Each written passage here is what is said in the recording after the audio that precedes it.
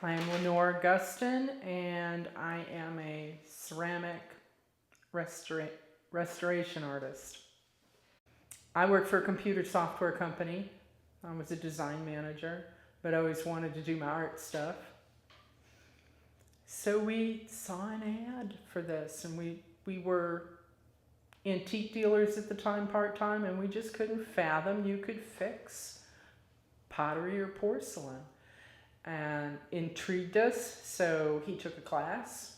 We figured we didn't both need to take the class. And he brought home all the information, and we started practicing, and I started doing a lot of R&D on materials and reading more about conservators and conservation and what that was, what were museum requirements, and try to incorporate that into what our vision for our business was. And we didn't want to just be mending pots best we could and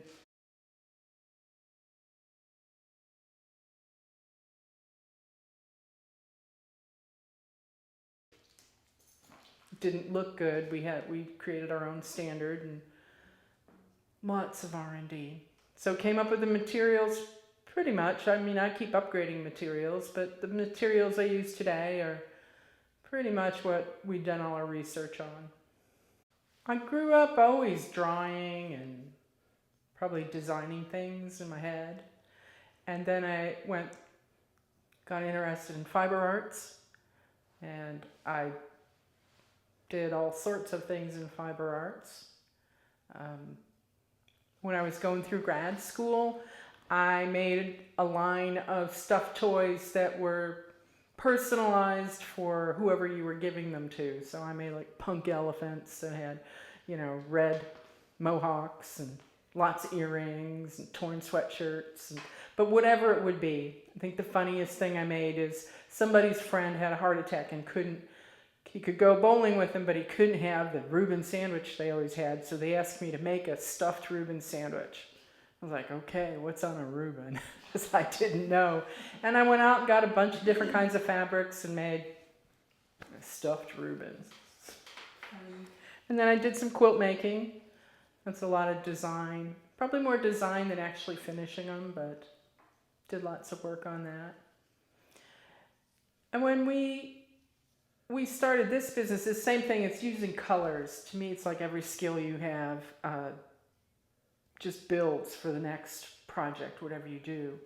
And mine was seeing color, working with color, because you have to do that with fabrics, so I worked with color. And so that part was pretty easy. I used to buy and sell old furniture. Another way to go through grad school was I would buy it during the year, and then once a year have a blowout sale, and that's how I could not take on student debt for at least one semester.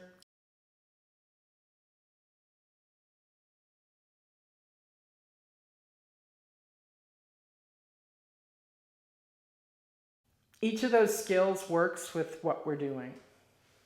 But I guess I looked at it all as like, well, I can use this. This is I'll learn something. I think that's what I like the most. And in doing the ceramic repair, I got a taste for, maybe I want to make pottery, because I look at this stuff and I did a lot of research to know how is it made so that I could understand the glaze. And when I'm replicating it, if I know how it was made, then I got a better chance of replicating it. So then I started taking pottery classes about 20 years ago, and I like it. I do slab built work because, like textiles, you roll out a slab, you've got a flat two-dimensional thing that you can make into something three-dimensional. It's like I understood that part of it. I really understood that. So I think they all kind of fold into each other. I wasn't a person that woke up and said, this is what I want to be for the rest of my life. It never was me. I was okay with, we'll see what happens. So it's like we knew the basics. Just looking at it, it's like, well, it's broken, so you have to glue it. You got to do that in the other one. You're going to have to fill it. So all you have to know is what materials do they actually use. And then you have to paint it to match the surrounding area. It's like, well, oh, we kind of get that.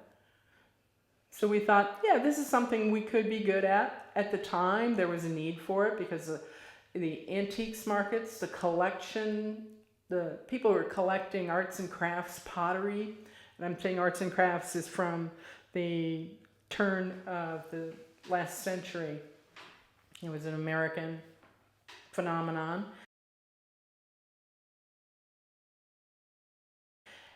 That was extremely popular. In fact, as soon as we told some of our antique dealer friends that we were going to do this, they said, well, let us know when you're ready, and they made us an instant queue of pottery to be fixed. So it probably was a good time to do it. How has that changed? Is it still busy? We're busy enough for us, but the collector's market has fallen off. I think the average age of the collectors is up there, that they've collected all they wanted. And you can see the antique shows, they've been diminishing over time. So the collection of the sort of things that we were fixing is disappearing for now. I mean, probably another 50 years, it'll all come back and it'll be the rage again, but it's dwindling down. So what sorts of things do you find yourself working on now? I would say this is where the clientele has changed. It would be a super collector, somebody that is incredibly knowledgeable. They will have us fix a very rare piece. If they can't find it whole, they will get it fixed. Most of our clientele is aging out, so sometimes they're fixing things so that their heirs don't throw it out, because they're really afraid that nothing will be saved, that they'll either pitch it in the garbage or send it off to Goodwill. So we fix things that way. That's kind of a sad thing to do, that, your kids don't get it, but that's reality. So the first thing we do is assess what the materials actually are, because ceramics,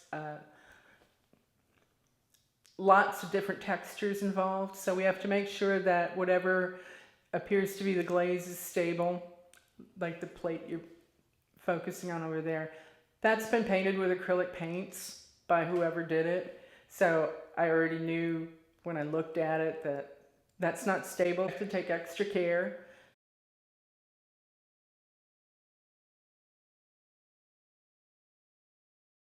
And we glue it together. If there's some glue on it, we got to remove all traces of the old glue, glue it together, and then we make our own fill materials out of epoxy and fillers, and then I would tint it with powdered pigments. You sand that back till it's smooth. It has to be ultra smooth, and then paint those areas where the crack lines are, not the whole plate. It's, if it's not damaged, no sense painting it.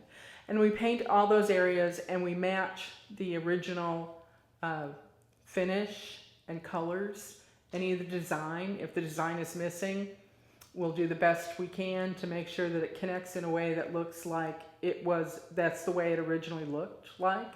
If we can get a picture, we'll make it look exactly like the picture.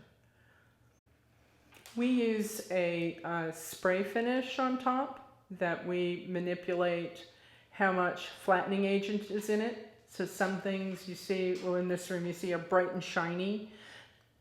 They would get the gloss finish. And there are some things that are matte or medium matte. Then we just add some matting agent to just tone down the sheen. Just the area and a little bit beyond the area. And then there's some products that can be used to kind of blend it out from there. But the last thing we want to do is coat the whole thing. The thing that sets apart is making the colors match. That is the toughest thing. I really like doing studio glazes, which this piece over here, that's a studio glaze.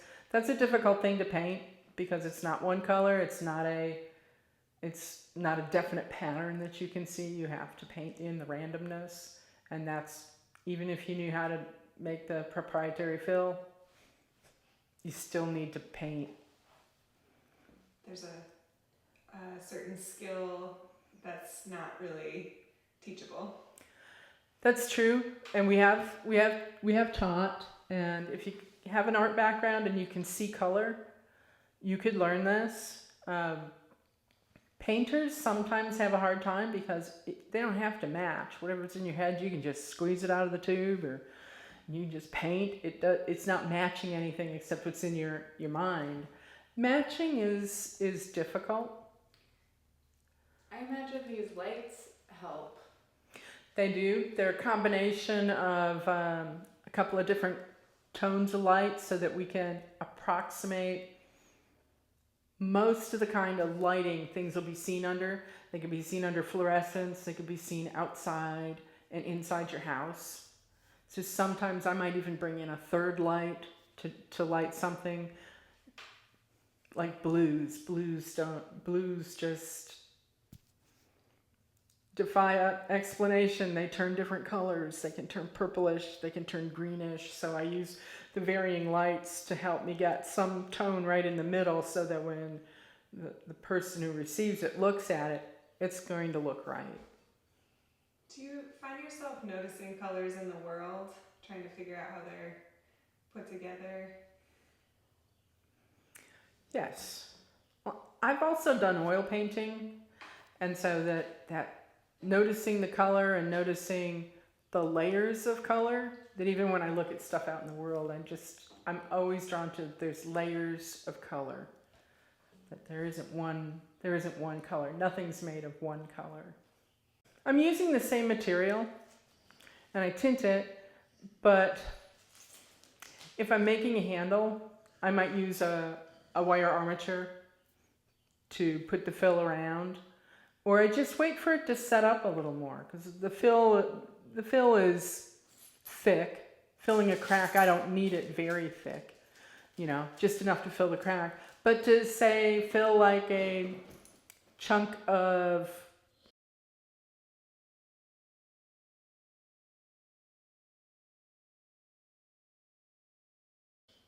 a rim that's missing, I need it to stiffen up a little bit so I can fill it in there.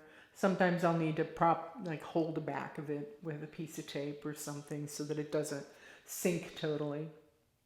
And it always helps that I've determined a long time ago, be prepared to do it twice, add more to it because something will go wrong. Occasionally, well, if it's too smashed, personally, yeah, we could do it, but I really don't think there's a whole lot of value in recreating the whole thing. I will go find replacements for people if it's possible, because it's just not worth it.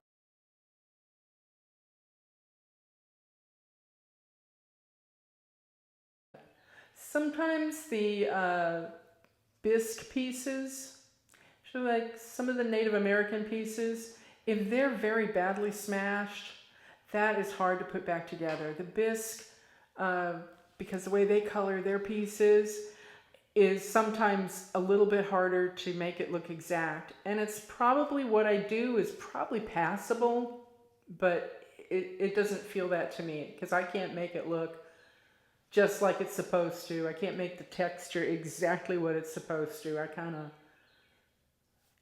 would pass on those. Do you ever have to fire pieces that you're working on? Can't fire them because, well, you have no idea what they were fired at the first time. So you run the risk of them exploding in the kiln because there may be a hidden crack, melting. I've seen old Meissen dinnerware that someone was very proud that they fired, and they turned a cobalt blue decoration to pink because they're firing at too hot a temperature. The glaze changed, and then they bring out, if it's at the wrong temperature, it'll bring out the impurities that were there to begin with, but because they fired at a different temperature, it all of a sudden blooms, and that's permanent. It's just, to me, permanently damaged. And that is part of what we do, is we will do no more damage. So we don't fire. Talk about the satisfaction you find in this work. I enjoy stuff's not going to the trash heap. I enjoy making people happy because there's a lot of people who are just so happy to see something as mundane as their cookie jar that belonged to mom put back together because they had a bad day and they broke the lid. It's just nice. And then there's personal satisfaction of getting a studio glaze right. I don't realize that there's more to it than just gluing it together and slapping a paint on it. There's a little more than that. So it's hard because they're not going to make $1 million doing it. And it takes time. I mean, we're still learning. There's stuff comes in and you learn something else like, oh man, I could have been doing this all along. This is the best one I've ever done. You know? Do you have someone to take over your business when you do? I mean, you're not retiring, but... No, by the time I decide to do something else, no. We've tried. We've had a couple of apprentices. The last apprentice, after 2 years, was still afraid to handle a piece that might have had monetary value. I mean, and I would always tell him, just say, it has no value when it's broken. I mean, so that you don't have to think about the money. It has no value. Even if it is old, that doesn't mean anything. But he just couldn't get past that. And it's just not the job for him. And then we had others. We had another one that she just really wasn't interested in being there. She thought it could be a part-time gig, so she only had to show up part-time. And it's like, well, no, that's not. It could be a part-time gig after you put your shingle out and you know what you're doing. But before then, you have to put your time in to learn it.